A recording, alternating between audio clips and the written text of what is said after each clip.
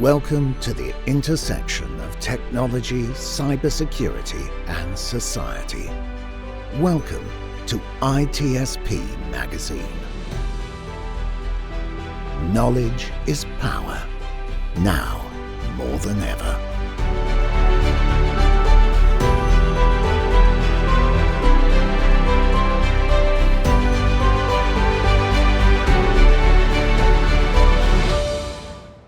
Welcome to the Soulful CXO. I'm your host, Dr. Rebecca Wynn. We are pleased to have with us today Chris Caruso.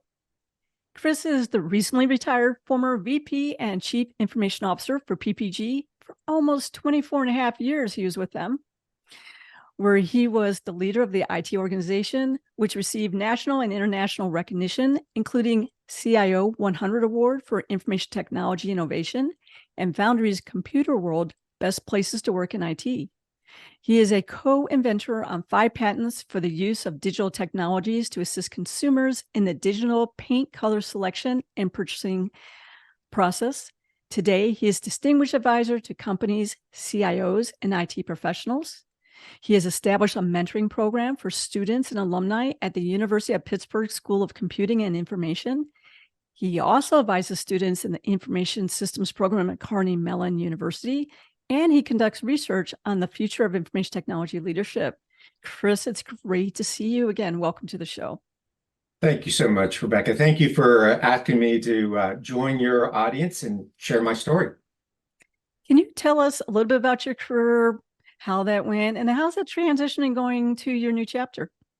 Yeah, it is a transition. So as you listed a lot of accomplishments there, those all came through a lot of other people, as you can imagine.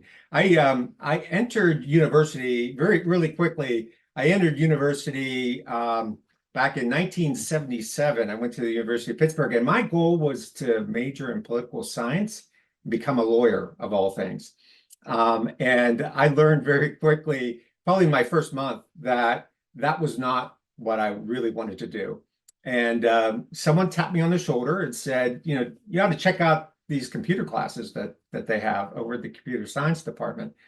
And as they say, the rest is history. So I graduated in 1981, really just the 4th class out of Pitt in computer science, and went to work for a company in Indianapolis and worked in Connecticut, came back to Pittsburgh and worked for Westinghouse Electric for 14 years before I joined PPG in 1996. And I would tell you, throughout that career, I always had people tapping me on the shoulder and suggesting to me sort of the next assignment to take, right? Here's an opportunity that you may not be thinking about, but it probably would be good for you to have that experience. And as even up to the very last role that I had before I became the VP of IT and CIO at PPG, I had that kind of guidance in my career, which in turn, will be forever grateful for.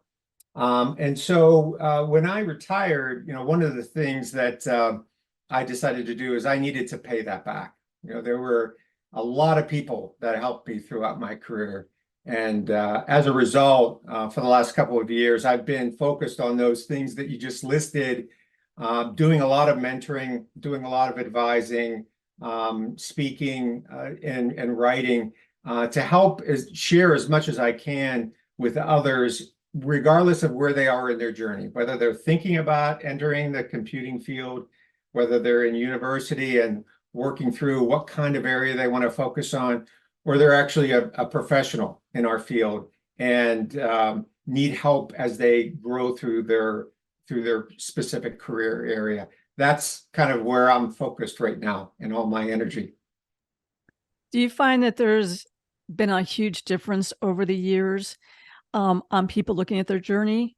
I mean, a lot of times now people are looking at, can I even stay in a job for 18 months or 24 months anymore? Just because there seems to be a high turnover, not only with the person not feeling maybe that the job is allowing them to grow into the person they want to be, but also those companies maybe just not having the dedication anymore. So I see that there seems to be a lot of unrest in individuals. Do you see that too when you mentor?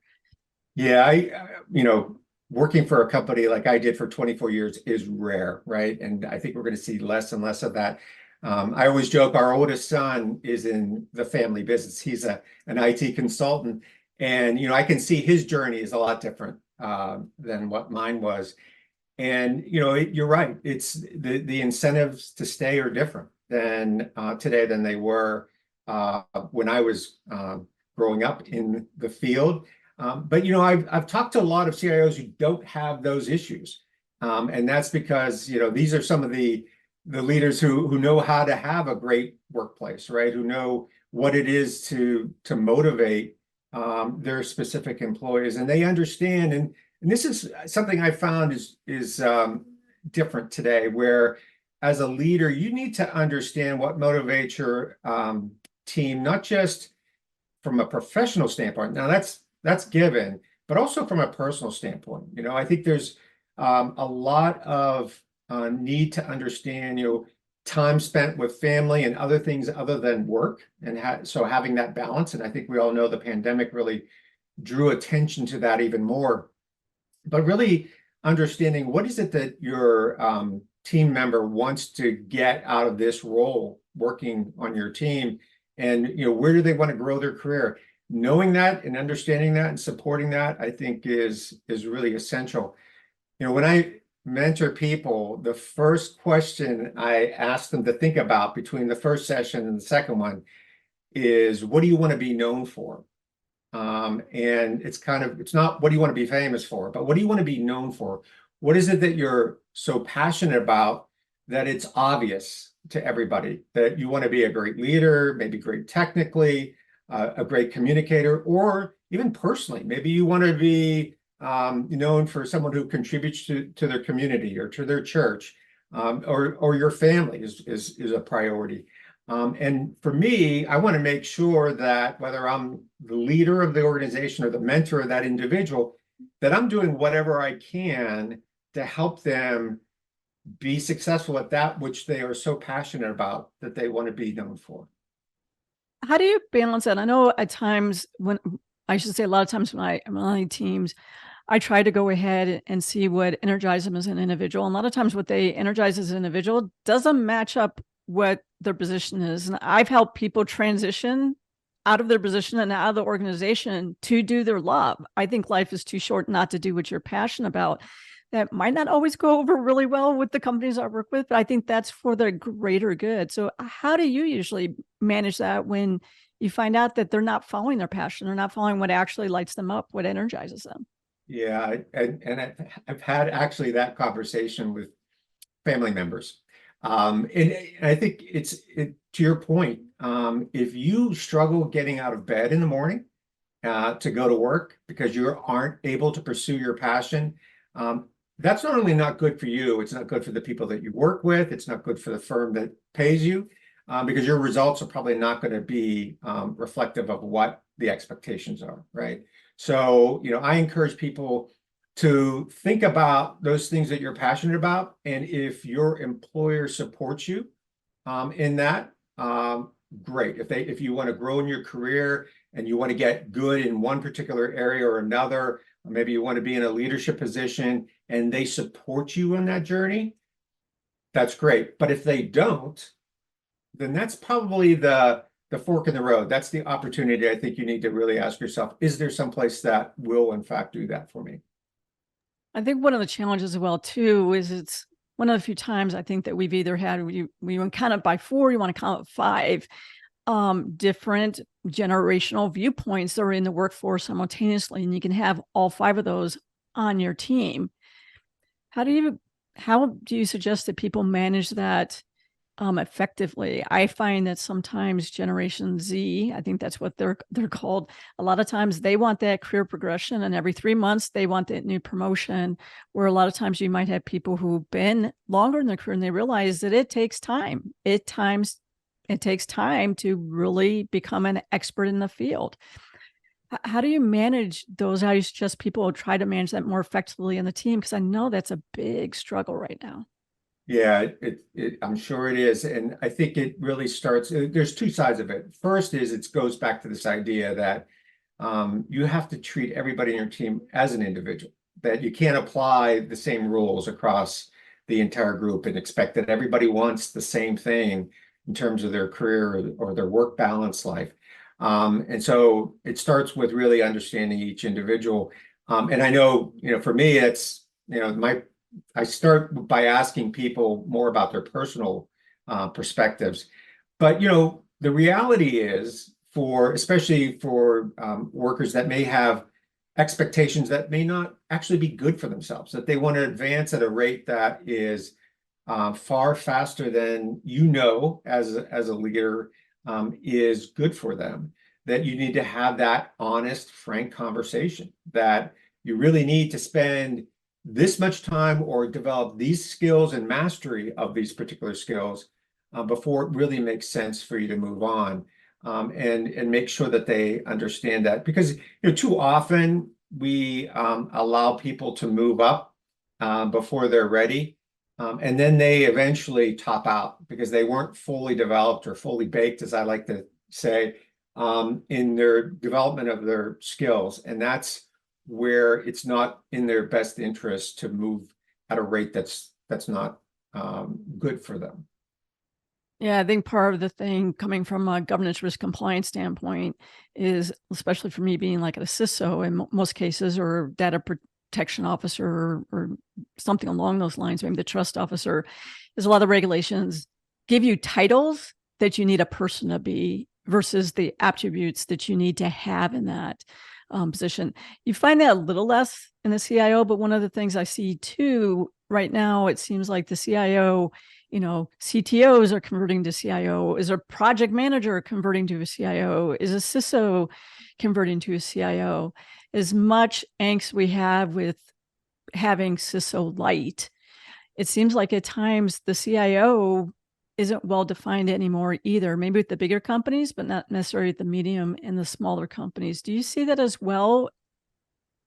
Yeah, so I think what I've certainly seen in the past decade is that the role of the CIO has changed, I think, significantly from one that was more inwardly focused and technology focused, inwardly meaning inwardly focused on the IT organization, and being much more business focused. The assumption is that you understand everything there is to understand about the technology organization, and where you can provide the most value is in fact being a business person first who happens to know technology. And I think that's been a significant change in the CIOs that I talk to who are really successful in what they do. They are business first leaders. They're also people first leaders, and technology seems to come somewhere later on that list of priorities. So I think those are the skills that I think make a better CIO in the long run. What do you think the top, I know you just mentioned right there about having business background, but what aspects of a business background do you think is most beneficial for the people who are younger CIOs, as in younger in their career as CIO, or people who are aspiring to be a CIO? What things should they be trying to learn, whether they can learn directly in their company or get a mentor or something like that to actually learn those skills that can help them be a better CIO in the future? What would you suggest that they do? Yeah, so I think, from a business acumen standpoint, you certainly need to understand the financial aspect of, what it is that you do and how you make money. If you're in a money-making organization, not a nonprofit, but you really need to know what sort of makes the company run, so that you can figure out ways in which the technology organization can help make that happen. One of the things that we like to do, and I certainly encourage people, is to get up out of their cubicle, their home, whatever it is, and go to where others in your respective organization work. So if you travel with a salesperson, you go to a warehouse, you go to a plant, you understand how that works. If you are in the retail industry, you spend time working at the store. It doesn't mean that you have to stay within a particular segment like the paint industry your entire career, like I came out of. But it just means you need to learn the business, and you need to take every opportunity you can to get out of your organization, outside of your cubicle or your office, and learn what it is, the business is that you are supporting. Yeah, no. One of the things I've done as a CISO and great CIOs that I've had out there, we've been one to roll up our sleeves. I've had times where it's been call center operations that I went for 3 days in the call center operations. This is what's happening with the calls taken in. This is a script. This is the technology that's working. Here's the technology that's not working. And going through that process step by step, not from a judgmental standpoint, but literally like almost like you're an intern or something like that, or a new person on the day in the job by doing that. I think it helps if you do that with a variety of positions. Did you do that as well when you first start out your career? I find that that's missing a lot of times. A lot of times companies want you to start and they want you to solve all the problems like today. And you're like, I don't know the business yet. And I absolutely did do that in my career. I mean, my first few roles, I actually worked at a plant. So I got to see close up how we made product and what it took to do that. When I was in a role that had a big sales focus, I spent a lot of time not only traveling with salespeople, so going out for the day, seeing how they call on customers, meeting the customers. We sold a lot of our coatings and paints through distribution. So, not directly to a body shop, but to a distributor who then sold it to a body shop. So I would go to the distributor, hear their pain and angst that they go through, both in terms of running their business, but also maybe even dealing with my company, right? And then I would go to the body shop to understand what their challenges were, what their pains were in trying to get their job done, and maybe even using our products. And that's what helped, me to better understand how we could bring technology to bear. And I oftentimes talk about innovation and some of the skills that you need to do that. And this idea of what's called observing is absolutely essential to do that. So whether you're doing that for an end customer or somebody in a warehouse within your company, you need to go see that and experience it and understand their pain. You had a long career. Obviously, you're on another portion of your career now. But how were you able to keep your health and your wellness and your resiliency up? Because that's always a challenge, right? People don't want to burn out. And you had a career that's been able to weather that, which not everybody can do that. So how did you do that so successfully? Well, I don't know how successful, because my number one priority, Rebecca, when I retired was my health, my family, and my faith, and focusing on those three before anything else. Because, these jobs do take a toll on you, and you do need to be able to reflect and have some other perspective. I'm very fortunate. I have a wonderful wife who is, still mentors me today, as well as, throughout our 35 years of marriage. But I also had a really good network of friends at work, as Gallup likes to call it. If you ever take the Gallup engagement survey, they ask the question, do you have a friend at work? And I had quite a few of those that, when times got really hard, I needed to sort of vent or check to see whether or not I, was looking at it the right way. And I had somebody who could tell me if I was wrong. That was very helpful. I also had a great network of other CIOs that I could call upon. And that, so from a mental health standpoint, that's, I believe, is absolutely essential, because these jobs are always very, very challenging, both mentally and physically. I think you've got to have the discipline from a physical standpoint, health standpoint, to actually keep up after it. And I have people in my life who encourage me to do that. Do you have outside interests as well when you're a CIO that you're able to do? I know that was a 24/7, but one of the things that I do is I play trombone, and I continue to try and play trombone as one of my outlets. Did you have any outlets along those lines that you try to, keep your life as balanced as possible? Yeah, we like being busy in our family. I mean, I have my personal hobby is bread baking, and so I've been baking bread for 40 years now. And so, but you can't do that all day long, every day, especially in retirement.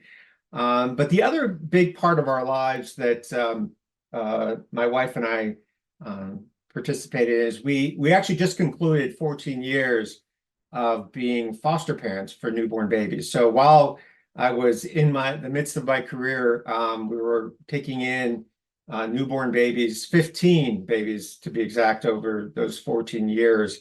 And I like to say, next to raising our own sons, it was probably the most important thing that we did together in our married life together. That is amazing. I don't foster kids. I do have a dog that I adopted, but I do go ahead in the Christian foster care. I do go ahead and support them regularly. Do you have any great stories that stick out to you? Did you ever, a lot of times, you do, as individuals, we give, but we don't always hear back how impactful that is. Have you been fortunate to go ahead and see a positive ripple effect from all the foster care that you've done? Yeah, well, first of all, I think when you have these babies in your home, it helps keep everything else in perspective, right? Work, life, everything else, and you really focus on these individual children. One of the things that I would tell you, people would often ask us, why do you do this? What's your purpose, right, for being foster parents? And I tell them, first of all, it was a calling for my wife for a long time. I actually, I was the one who was hesitant to get started because I knew some of the challenges that we would face with it.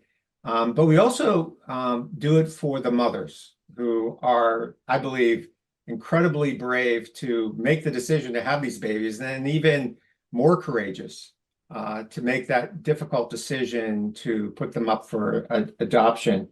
And then last but not least, we are there for those babies. We want to make sure there's absolutely no gap in their lives where there wasn't somebody there who loved them.